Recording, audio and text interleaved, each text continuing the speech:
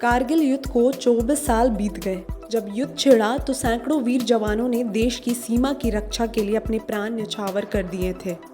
बिहार के वीर सपूतों ने भी जान की बाजी लगाकर दुश्मनों को मार गिराया। कारगिल युद्ध करीब 83 दिनों तक चला था। 3 मई को युद्ध शुरू हुआ था और 26 जुलाई 1999 को भारत को युद्ध में विजय मिली थी। इसमें 530 जवान अफसर युद्ध में शहीद हुए थे। 1363 जवान व अफसर दुश्मनों की गोली से जख्मी हुए थे। इनमें मुजफ्फरपुर के सिपाही प्रमोद कुमार और नायक सुनील कुमार सिंह सहित 16 जवान व अफसर शहीद हुए थे। इन वीर जवानों की स्मृति में 26 जुलाई को विजय दिवस मनाया जाता है। रस्सी के सहारे पहाड़ पर चढ़ साथियों को पहुंचाया था हथियार। मुजफ्फरपुर के पड़ाव पोखर निवासी देवानंद ठाकुर भी कारगिल युद्ध के चश्मदीदों में से एक है। उस वक्त वे अल्मोड़ा में तैनात थे, लेकिन युद्ध के बीच उनकी गोरखा बटालियन की पोस्टिंग कारगिल में हो गई। टाइगर हिल्स और 3rd ग्लेशियर पर तैनात किए गए।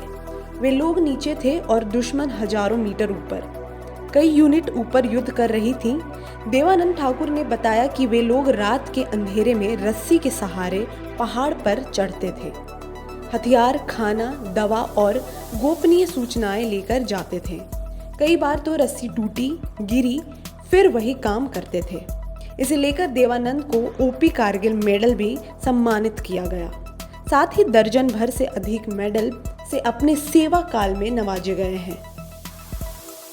सिंधु नदी के किनारे हो रही गोलीबारी के बीच पहुंचे थे अपने पोस्ट। मनियारी माधोपुर के बहादुर राम बाबू कारगिल युद्ध में शामिल थे। इंजीनियरिंग कोर के जवान थे। युद्ध के बीच सूचना पहुंचाने की जिम्मेदारी थी।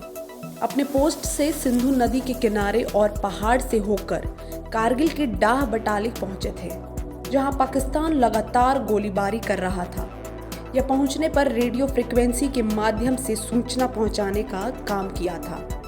राम बाबू सिंह बताते हैं कि उस वक्त जुनून सवार था। घर परिवार भी याद नहीं रहता था। 5 मई को उन लोगों को युद्ध की सूचना मिल चुकी थी। इसके तुरंत बाद फरमान भी आ गया और उन लोगों ने युद्ध में बढ़ चढ़कर हिस्सा लिया। दुश्मनों से लोहा लेते पहाड़ से गिरकर वीर गति को प्राप्त हुए थे नायक सुनील। करजा थाना फंदा निवासी नायक सुनील कुमार सिंह सियाचिन में दुश्मनों से पंगा लेते शहीद हो गए थे।